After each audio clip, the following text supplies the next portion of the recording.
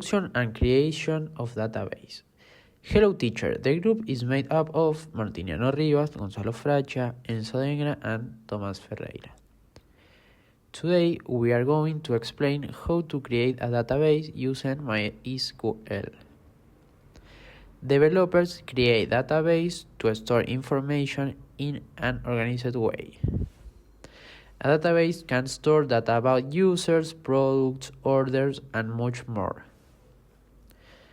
Relational databases like MySQL are very popular in web development.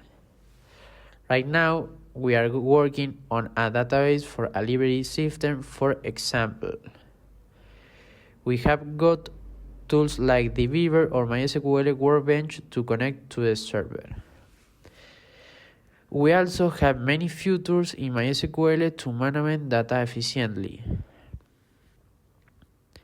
First, we must install MySQL on our computer. Then we open MySQL console or a visual tool. Next, we write a command to create a database with a specific name. Finally, we select a database so we can start working with it. Developer must use clear and organized names to make the code easier to understand.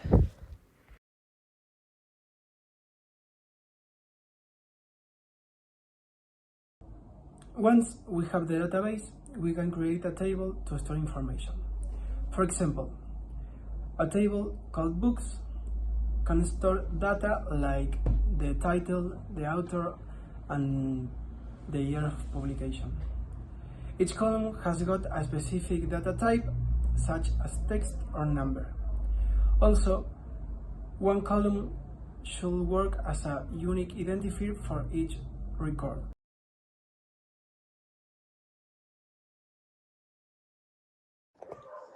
I'm going to talk about how to insert data. Now we are insert some data into the table. This step is easier than creating the table. We can insert several boxes at the same time by grouping their information together.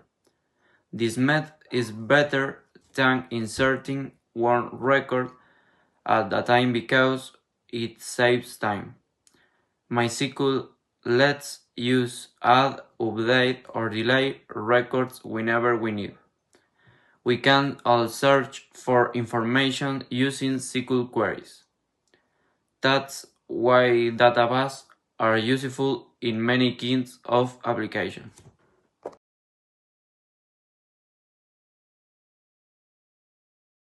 To view a data from a table, we use the select statement in MySQL.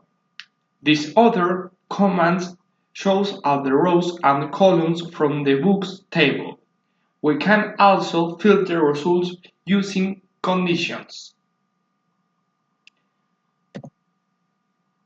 In conclusion, creating a database with MySQL is a clear process if we follow first the create a database, then we create the tables. Finally, we insert the dates. Each step is important to build a functional system.